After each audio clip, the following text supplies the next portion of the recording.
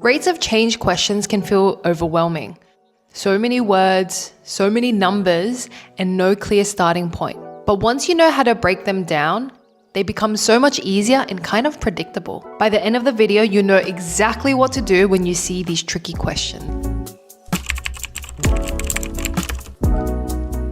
Hi everyone, and if you're new here, welcome. I'm Jessie and these are my notes. I break down maths in a way that actually makes sense, and I give study and productivity tips to help you navigate high school. If you're ready to enter your study era, hit that subscribe button and let's get back to the video. All right, so the first thing I'm gonna do is I'm gonna dissect what rates of change is all about. And to really put it simply, it's just how does one variable change with respect to another? So examples of rates of change could be something in the form of dV on dt. So the change in volume, remember that d is just like a very small change. It's like the lowercase of normal change, which is like uppercase delta. So how does the volume change over time? Or dP on dt, how does the population change over time? dx on dt, later on we're going to look at that is the displacement, the change in displacement over time, and then the change in velocity over time.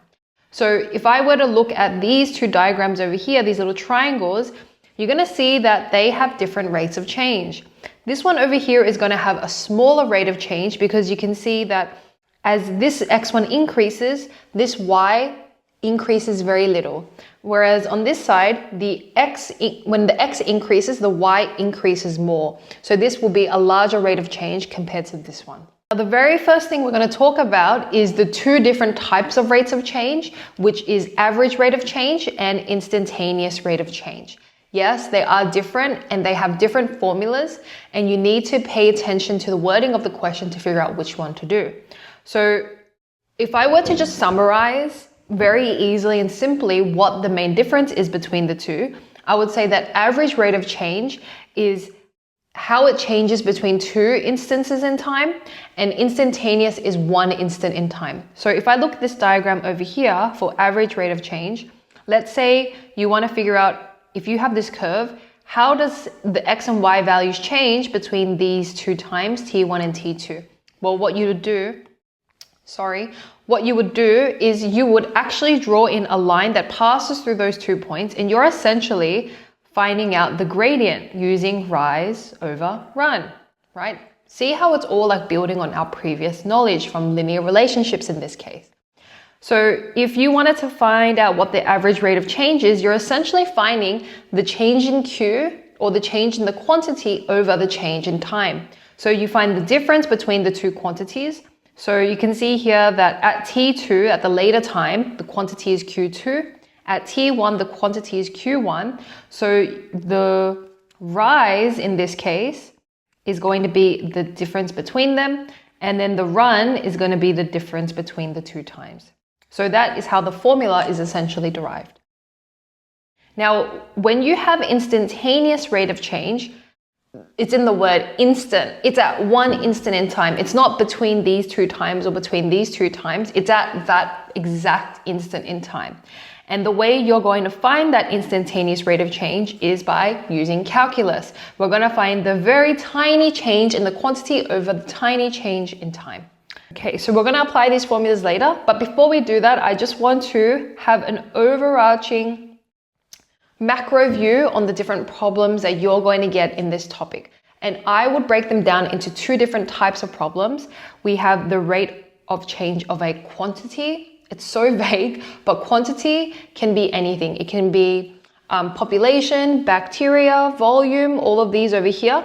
And you will notice that usually they're in terms of time. So let's say if you're a scientist and you wanted to measure the behavior of different variables, it's usually always against time. Like, how does our population change over time? Or how does a radioactive substance decay over time? And the next type of problem you can get is when you're dealing with motion in a straight line. So the most simple type of motion you can get. So if you're this object over here, we usually use a particle. You can either go left, or you can go right, or you can go left, right, left, right, left, right. We don't deal with combining left, right with up, down, or even going diagonal. Like, this particle isn't just over here. It's just a very simple motion, left, right, left, right. Now, in this part of rates of change problem, we're looking at a very special subgroup of motion, we're looking at displacement, velocity, and acceleration. Now, I'll explain in a second what each of these mean, but the main thing that you need to gather is that each of these have a nice relationship with each other. When you differentiate displacement, you get velocity. When you differentiate velocity, you get acceleration.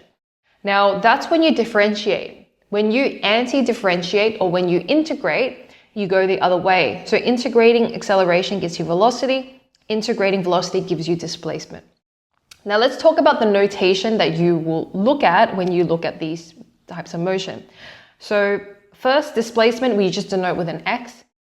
If velocity is the derivative of the displacement, we can also denote it not just as v, but also as dx on dt, the rate of change of displacement over time, or more simply, x dot. And same thing for acceleration. If acceleration is the derivative of velocity, I can write acceleration as dv on dt, or acceleration is what you get when you differentiate displacement twice. So you can also call it x double dot or d squared x on dt squared. Okay, so that's it for notation. Let's look at this little example over here of this girl who is 20 meters away from this tree. And let's really try to understand what each of these mean. This is a non-negotiable, by the way. If you don't understand what each of these words mean, then when you read a question and they don't explicitly ask you to find the velocity, they say, how fast is it traveling at this time? You might be stuck because you're like, oh, is that x, v, or a? I don't know. So displacement, even to put it simply, is just how far you are from the origin. It is different to distance, where distance is how far you travel. So let me use this example of this girl here who is, right now, she's at the beginning of time. We're going to call that the origin. If she walks 20 meters to the right to get to this tree, she has a displacement of 20 meters because she's 20 meters away from the origin. But she's also traveled 20 meters, so she also has a distance of 20. Now, when she goes back to the original spot, sure, she's traveled a distance of now 40 meters, but her displacement is now 0 because she is exactly where she was at the beginning. She is at the origin. Okay, so that is how we distinguish between the two. Now, if I were to write it mathematically, when you're at x equal to 0, it means you are exactly at the origin. If your x is positive, it means you're to the right of the origin. So if you have x equals to 2 as your displacement, you're 2 meters to the right of the origin. If x is negative, then you're to the left of the origin. So if x is equal to -5, you're 5 meters or 5 units to the left of the origin. Okay, next, velocity. Velocity is just speed with a direction. So it essentially is how fast is this particle or is this object traveling, but so for example, if v is equal to 0, you're not moving or you're stationary. If v is positive, you're moving, but you're moving to the right.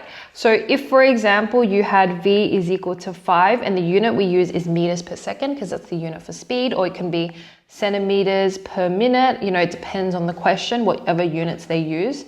But essentially, if you have a velocity of 5, it means the speed at which you're traveling at is 5 meters per second. But since it's a positive 5, it means you're traveling towards the right.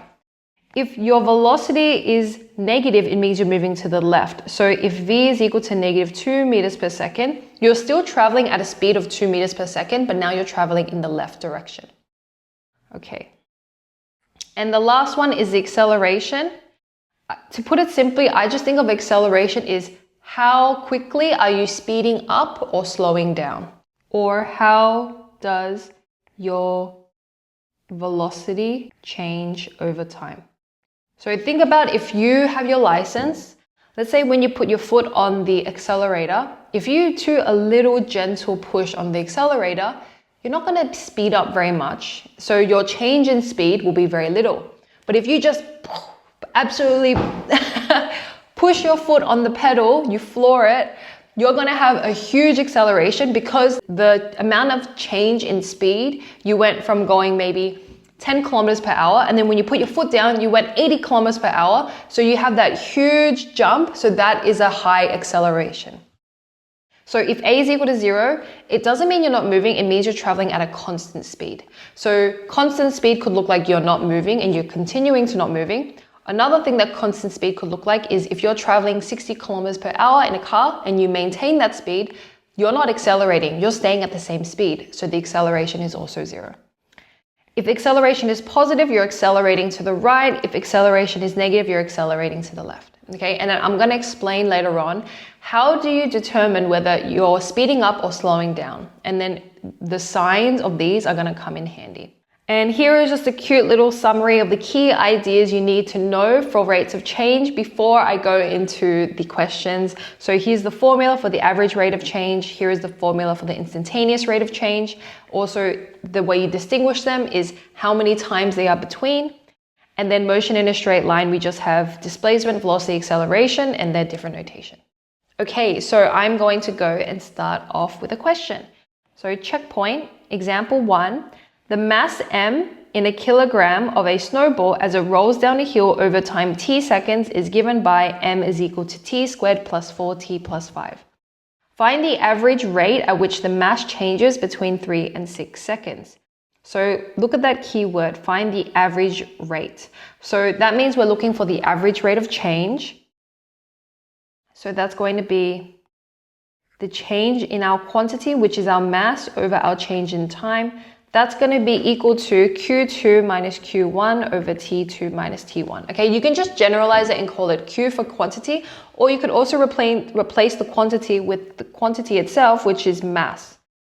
Okay, so we're trying to find the average rate of change between 3 and 6 seconds. So 6 seconds, the bigger seconds is always going to be the T2 and the smaller one is T1. So that's going to be 6 minus 3 seconds. Now, if you want to find M1 and M2, you need to substitute each of these times into the mass formula to find out what the exact masses are at that instant in time. So over here, I'm going to do a little working out. I'm going to substitute T is equal to 3 into M, and then do the same thing, sub T equals 6 into M as well. So we get M equals to 3 squared plus 4 times 3 plus 5. That's going to give you 26. And then same thing, if I get M is equal to 6 squared plus 4 times 6 plus 5, that gives you M equals to 65. So since 6 is T2, then this is going to be M2. Since 3 is T1, this is going to be M1. So if you plug this in, you get 65 minus 26. And all you need to do is just chuck that whole thing in the calculator. That's going to give you 13. And it's so important, whenever you have a rate of change, you do the correct units. Remember that when you have a rate, it's how you compare two different units. So it's something per something. In this case, it's the mass kilograms over t seconds. So this is kilograms per second. All right, so it's a good idea to pause the video now and have a go at part 2 where you're trying to find between 5 and 9 seconds. All right, so first of all, we're going to find the change in M over the change in time. So that's M2 minus M1 over T2 minus T1. Now, just in this space to the right, I'm going to do my little working out. So I need to find out what is the mass when T is equal to 5 and what is the mass when T is equal to 9. So that's 50 and that is 122. So now if I plug that in, 122 minus 50 over 9 minus 5, that is going to be 18 kilograms per second. Okay, next, B. Find the rate at which the mass is changing after 6 seconds. Now I want you to notice we're still looking for the rate, but since they give us only one point in time, it's going to be the instantaneous rate of change, which means all we need to do is find its derivative, dm on dt. Now, if the question doesn't specify whether it's average or instantaneous, you always assume it's instantaneous. Or you look at how many times there are given to also indicate to you. So in that case, I need to, let's write down the formula first. M equals to t squared plus 4t plus 5. If I want to find the rate of change, dm on dt, we're going to get 2t plus 4, and if we plug in 6, 2 times 6 is 12 plus 4 is 16. So that means that's going to be 16 kilograms per second. Okay. And then now we have an extreme case. What about if it's for 1 minute? So m is equal to, if dm on dt equals 2t plus 4, after 1 minute, you have to be careful about the units. They define t in seconds, so that means we need to write this as 60 seconds. So that's going to be 124 kilograms per second, which is crazy. Like, that's really big. But let's just assume this is a massive snowball. Okay, perfect. Example 2. So we have another type of rates of change problem where we're not looking at motion in a straight line. It's just looking at quantities and what is the rate of change of that quantity, or the average rate of change of that quantity. So a bacteria culture starts with 200 bacteria and grows according to the function nt equals to 200e to the power of 0.08t, where nt represents the number of bacteria at time t minutes. By the way, huge hint is when you're doing these wordy rates of change problems, underlining as you go, and then also rewriting like the important bits out mathematically on the page is really helpful, especially for me. So first, I'm going to break down here this first bit. At the start, it had 200 bacteria. The start mathematically means when t is equal to 0. So when t is 0, the number of bacteria is 200. Now it says for part A, find the number of bacteria after 30 minutes. So when t is equal to 30, n is equal to what? So I'm going to do that by just simply substituting t is equal to 30 into that n formula. So we get n of 30 equals to 200e to the power of 0.08 times 30. That is going to give you 2,204.6. And now you can't really have 0.6 of a bacteria. So I generally like to round down, because if you have 0.6, you don't have enough of that 0.4 to say that you have a bacteria. So rounding down, even if it's above 5, is my go-to. Okay, so that's how much bacteria we have after 30 minutes. Great. Now it says calculate the rate at which the bacteria population is growing at t is equal to 30 minutes. So now they want the rate at which it grows after 30 minutes. So the rate, if it doesn't say average, then it must be instantaneous. So dn on dt equals to what when t is equal to 30? So that means we're going to take our equation for number of bacteria, and you need to differentiate it. So we're going to multiply 200 by 0.08, that gives us 16 e to the same power. And then now that's our rate of change formula, but we want the specific rate of change at 30 minutes, so we're going to substitute t equals to 30. So now we get 176.4, which I'm going to round down to 176 bacteria per minute. So that means after 30 minutes, the growth of bacteria is at 176 grows every minute. C, how long will it take for the bacteria population to triple? Okay, so how long means time, and we're looking for the time for the bacteria population to triple. Now, triple from what? Triple from the initial.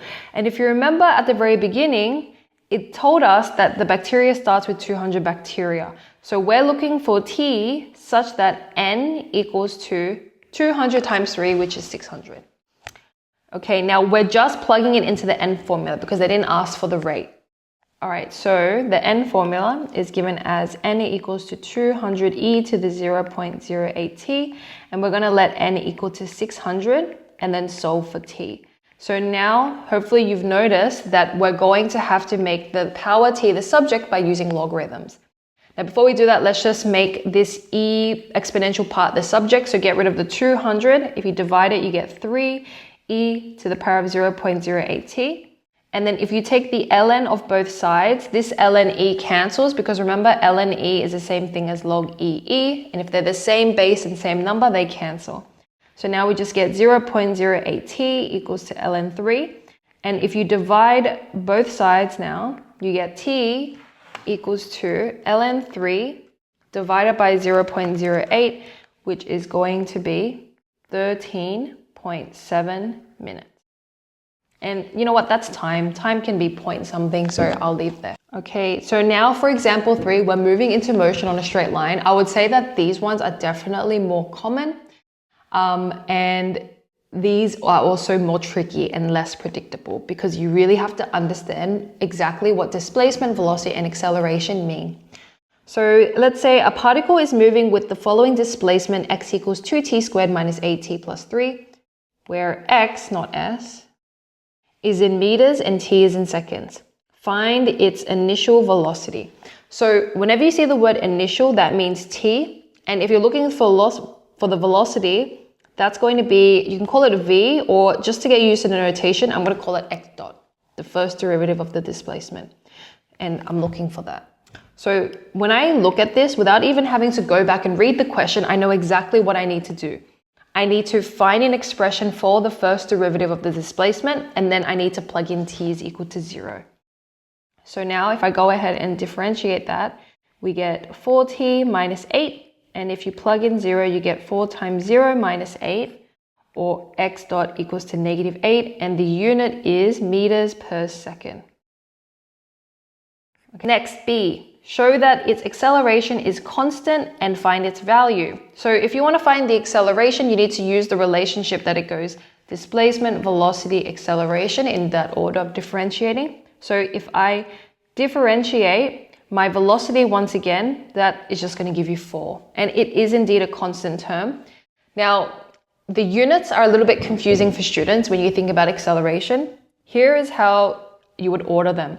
So displacement is just distance. So it's either meters, kilometers, centimeters. Velocity is meters per second because it's speed, kilometers per hour, time per whatever. Acceleration is meters per second squared, or centimeters per minute squared. It's essentially you're getting the velocity, but you're squaring the time. Okay. So you're going to get this one here is meters per second squared. Lovely. So the fact that there is no like t here, it means that there is no way for me to like plug in a t value and change this. This is always a constant acceleration of 4 meters per second squared. Next, find its displacement at 5 seconds. So I'm trying to find displacement x when t is equal to 5. So I don't even need to differentiate. I can just plug it straight into there. So we're going to end up with x equals to 2 times 5 squared minus 8 times 5 plus 3. So you get 13, and this is just meters. So you got to make sure you do the right units.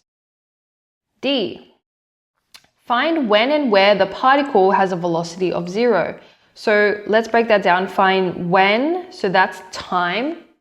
Now, if it says where, do you think that has to do with its displacement, its velocity, or its acceleration? Well, where is where you're positioned, and where you're positioned is all about displacement. It's where you are relative to the origin. So where is going to be x. So we're looking for both time and x, displacement in which the velocity is 0. Okay, so what I'm going to do here is I'm going to find my velocity equation, which I actually already have over here, 4t minus 8. And we're going to figure out what is the time in which we are not moving or where the velocity is 0. So if I plug in that is 0, we get 0 equals to 4t minus 8, 4t equals to 8, or t is equal to 2. So at 2 seconds, it is not moving. Now great, I have satisfied the when. Now I want the where. Where is it relative to the origin? And then what you need to do there is you need to take that time t is equal to 2 and plug it into your displacement equation. So now,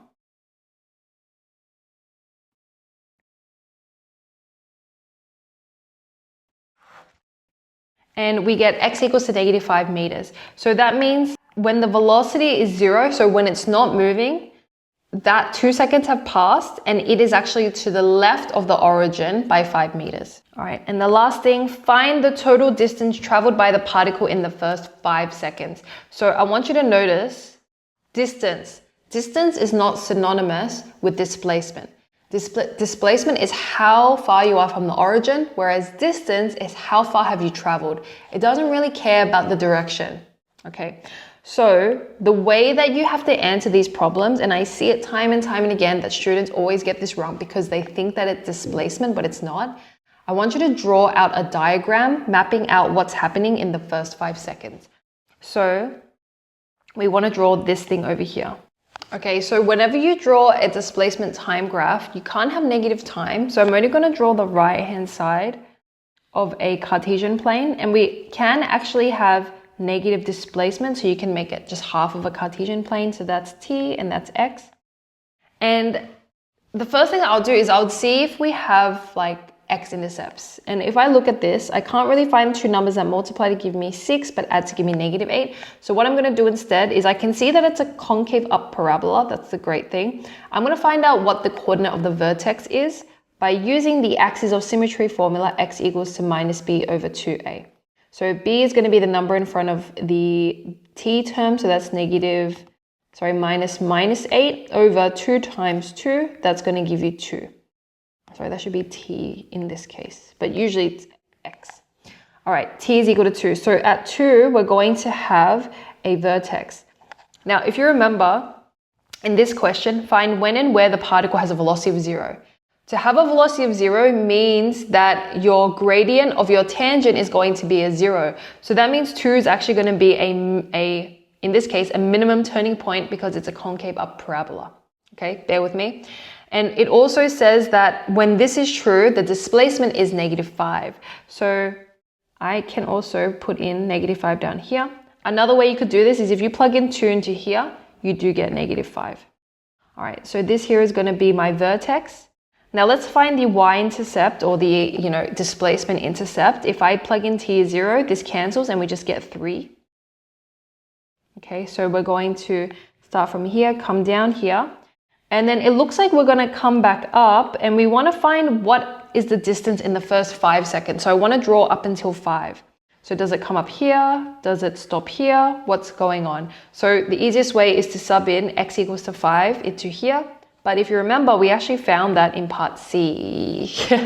So it's 13 meters from the origin. So I'm going to label this as 13, not to scale, by the way. Beautiful. So here is a scenario of the displacement of the particle in the first 5 seconds. If I wanted the distance is how far I traveled. So I started off at 3 meters to the right of the origin. After 2 seconds, we make our way all the way down here to be 5 meters to the left of the origin. So you could break it down as saying that to go back to the origin, you travel 3 meters. To go to the left of the origin to its peak, you have to travel 5 meters. So in total, this is 8 meters to get to this point. And then you go all the way back up here. To go back here to the origin, that's 5 meters. And then to come back all the way here, that's 13 meters. So now the total distance is just the sum of all of those. So 3 plus 5 plus 5 plus 13, that's going to give you 26 meters.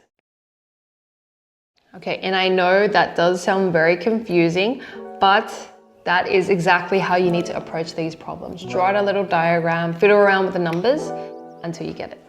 Okay, that was a big one, but I'm really proud of you guys for sticking to the end of the video. I hope you enjoyed this video and I'll see you in the next one. Bye.